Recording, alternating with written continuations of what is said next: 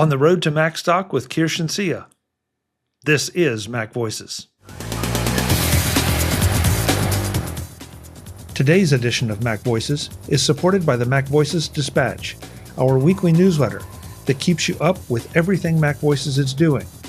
From our published episodes to Chuck's other appearances to special events and more, subscribe at macvoices.com/newsletter and stay fully informed so you don't miss a thing. Welcome to MacVoices. This is the talk of the Apple community, and I'm Chuck Joyner. Folks, we've been doing a lot of Road to Macstock interviews recently, but there are still more to go because there are going to be so many great speakers at Macstock. That's why you want to come. This time around, though, we get to hear from someone who has been a Macstock speaker on a pretty regular basis. Kirschen Seah is here. Kirschen, it's great to see you as always. Great to see you again, Chuck. Oh, I'm really excited for Macstock this year. 3 whole days and interspersing the talks together with all the workshops. I think it's something that everybody should come. Any Mac aficionado, Apple aficionado should come and join us this year in July. Kirschen, I couldn't agree more. And how many years have you been a speaker? You've been a speaker a lot of years. Yeah, I would say in excess of 6 years. Yeah, I missed the first year, but I've been there ever since. Yeah. Yeah, well, Oh, and your it's talks are always really interesting. I'm trying to figure out. I don't want to say that they're directed toward coding or programming, because even though that's what you're known for, that's not always mhm. what you talk about. So this time I'm going to ask, because as I've told everyone as we start these interviews, I don't know what your topic is. I have intentionally not enlightened myself.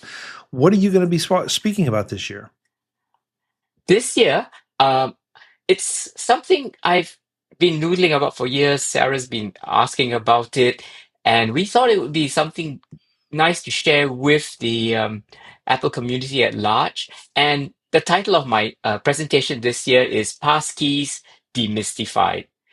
We've we've always been saddled with this way of getting into websites, apps, and so on using um, passwords and usernames. And along comes this concept of passkeys, implemented in Safari about 5 years ago.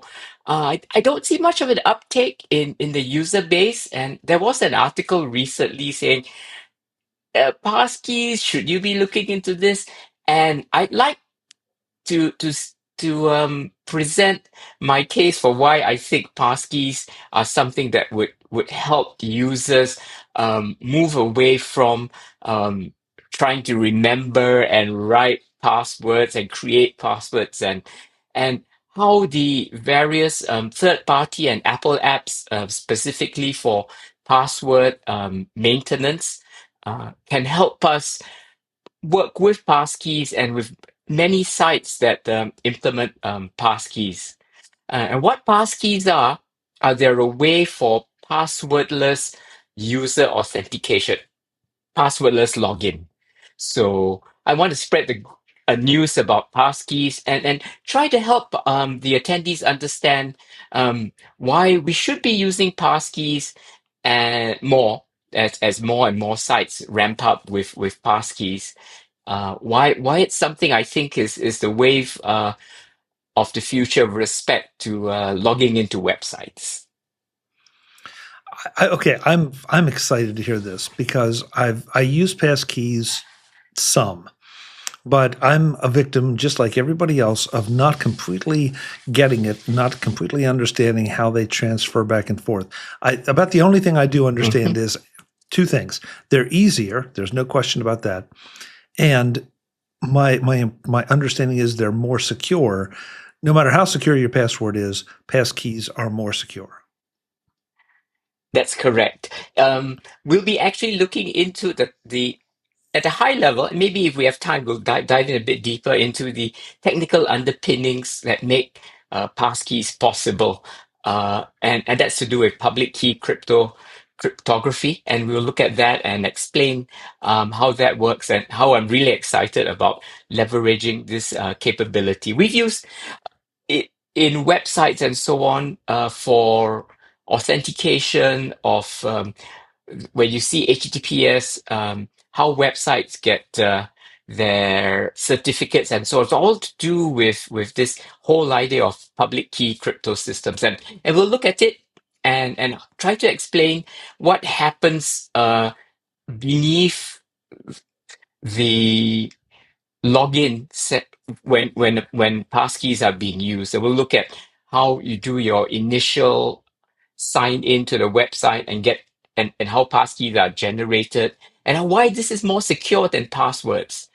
And try to allay some fears about, oh, is it going to send my biometric information and so on. So we'll help allay any fears about using passkeys.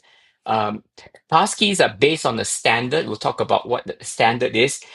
Trouble about standard is it all depends on how websites implement it, and we'll take a look at some websites that do things properly, and some websites or apps that stick somewhat differently to what the standard does, and we'll try to explain some of the gotchas that may happen as passkeys are being used.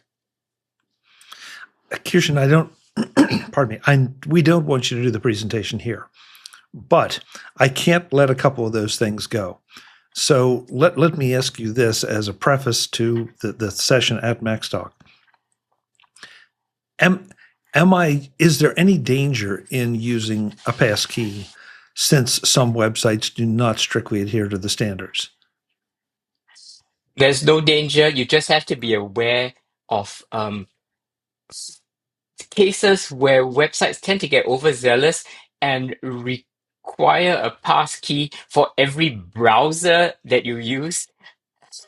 So if you've got 3 browsers, you might have to generate 3 passkeys. Sometimes. Um, but the standard doesn't say, oh, you have to have 1 passkey for all logins or 1 for each. So that's one of the gotchas that passkey users have to be aware of. So I've seen some websites that and web apps that request a passkey for, you need 1 for your Safari browser, you need 1 for your Chrome browser. And if you're cross-platform, how do we manage this? Especially if you're working between Windows and iOS and uh, even Android and so on. So it's be aware of all the ramifications, and one of the things that I want to do in my talk is to put all that out and let people be more aware. I listen. I think that's a perfect example. I'm glad I asked it because you're right. That seems to be one of the reasons that people remain confused about passkeys. That 1 minute we're saying, oh, you just have one thing and you never have to worry about it again, and then you start playing with it, and guess what? Is website A asking me for? Why is it asking me to create a new passkey or for a different passkey if I already have one? And right away, there's a little bit of confusion. So hopefully you can take away some of that. Yeah. But the other thing I wanted to ask you, because I know I do this at times, I'd log into, I'm thinking of a particular website that uses passkeys, but I have 2 accounts. I have a personal account and I have a business account on that same website. How do you manage passkeys, or can you manage passkeys for different identities on the same site? Yeah, it all depends on how the underlying mechanism for initial login is handled. And I need to delve in this because I'm working on a one account per website. But ideally what would happen is the password manager that you use, Apple Passwords, 1Password, will pop up a little dialogue and say, yeah, we see you're trying to use a passkey. Which one do you want? So a little alert comes up. I need to research that further and see if applications, your password manager applications have all that sorted out. it's still one of those cases, one of those use cases which I think is important.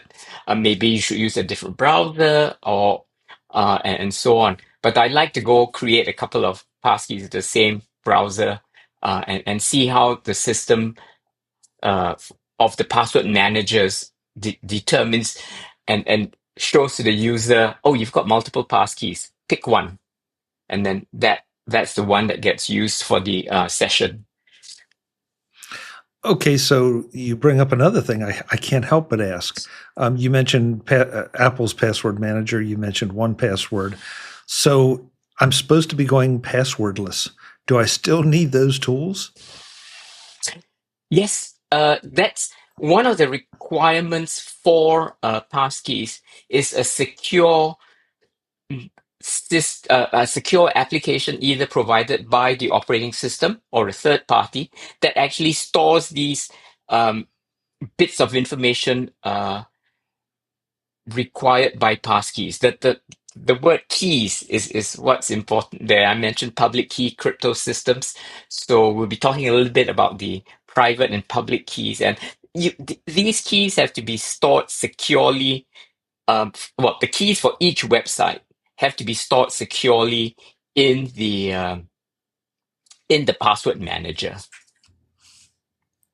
Okay, so we still have that password manager, but now it's more of a just a storage, a secure storage spot instead of something that I have to dig in and look up my password and insert it or let the application do it. Correct. It the site that you're trying to authenticate and log into sends a request to the browser. The browser says, "Hey, we need to figure out if there's a pass. Do you have a pass key for this in your password manager?"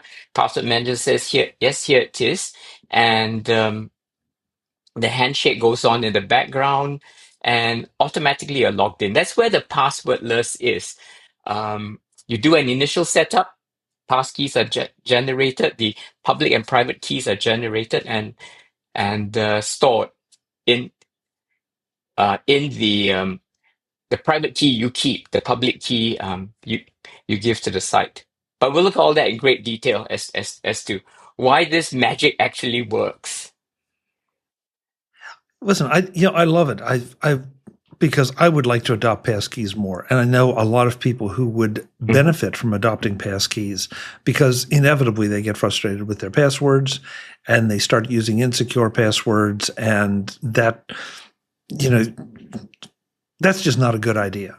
Because if someone gets your password, and especially if you're one of those people, you know you shouldn't be doing it, and you're still repeating the same password over and over on different sites. That's just like giving the house keys to all the neighbors and letting them in, come right in, and that's just not something That's you want true. to do. Indeed. Kirschen, what else? What else should people know in preparation for your session? Because passkeys is something undoubtedly they've heard about. They're probably like me; they're curious about, and maybe have not had a lot of experience with.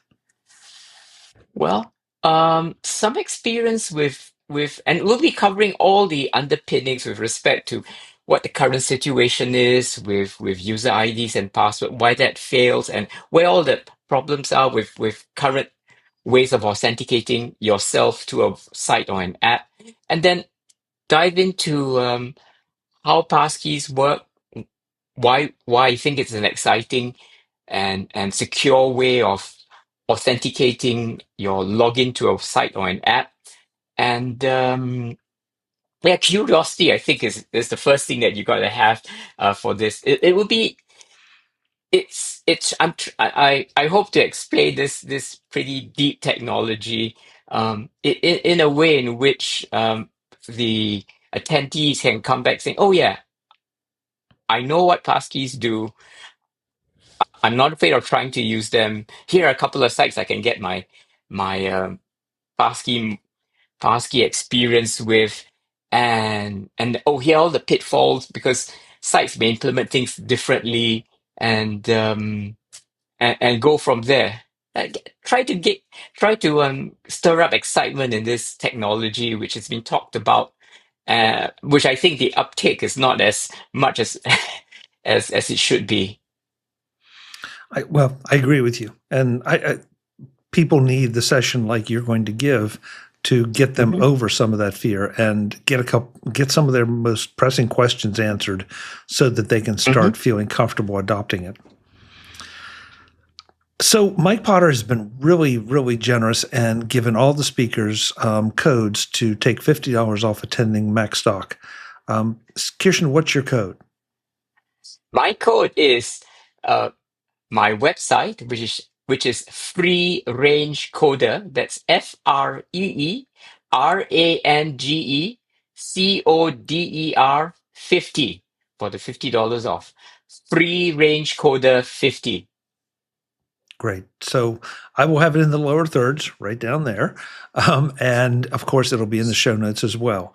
But please use Kirshen's code. I have a code, MacVoices50. Use hers, use mine, use any of the presenters that you've heard here on Macstock. Sorry, you can't stack the codes, so it's only one per person.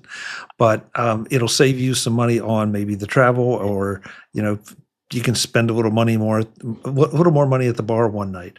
But please, whose ever code, or don't use a code, we don't care. We just want you to come to Macstock and hear Kirshen's session and hear the sessions that we've been talking about now for months at Macstock Conference and Expo. It's going to be a blast. Kirschen, I can't remember. I believe in the past you've driven. Are you driving or flying this time? Driving as usual. We're taking the van. This year we're bringing the bicycles as well. So folding bikes. It's easier to get to the restaurant if you have other mode of conveyance. But yep, we'll be there. And one thing nice about the venue that we had last year, and it's continuing to this year, it's everything in one place. The hotel and the conference center are all in one place. So there's no traveling outside the hotel needed. So I'm really excited about that, and it's great conference room that we're all in. Yes, the facility, you're right. Mike really did upgrade the facility last year, and we're going back again this year. It's phenomenal, and so I'm with you. And it makes sure that everybody's in the same place. So inevitably, you're going to run into people in the lobby, in the elevator. If you run into anybody in the elevator with bicycles, it's going to be Kirschen and Sarah. So just let you know that right now, because I've had that happen a few times. Yeah, we're definitely looking forward to all the presenters, all the workshops, all the presentations, and all the side chats that go on in between presentations, in between sessions, and so on. I think meeting people and just talking about what's coming up, what we've got, and what we're using. I think that's really the best part of Macstock. You said something earlier in the conversation that I wanted to point out. You said that you hope they will come and be curious. I think that's one of the reasons to come to Macstock, because you have to be curious about all this. And people that come to Macstock want to learn. They don't want to it's not a party. You're coming to learn and hear from these folks and just enjoy the camaraderie of other technology users that are working in the same systems you're working in. So, Kirschen, I hope you have a safe trip. And I will see you in Crystal Lake in just a few very short weeks. Indeed. See you there, Chuck. Take care. Folks, I'm Chuck Joyner. This is MacVoices. We are on the road to Macstock. We still have folks to talk to, and so I hope you will check back with us often. Meanwhile, use Kirshen's code, FreeRangeCoder50, to take $50 off at MacstockConferenceandExpo.com. We want to see you there. As always, I'm Chuck Joyner. Thanks for watching. Visit MacVoices.com for show notes and to connect with Chuck on social media. Get involved in our Facebook group or like our Facebook page, and get more out of your Apple tech with MacVoices Magazine, free on Flipboard and on the web. And if you find value in it all, consider supporting us through either our Patreon campaign at patreon.com/MacVoices, or by making a one-time donation via the PayPal link on our front page and in the show notes of each episode. You will join these fine people who help bring you MacVoices.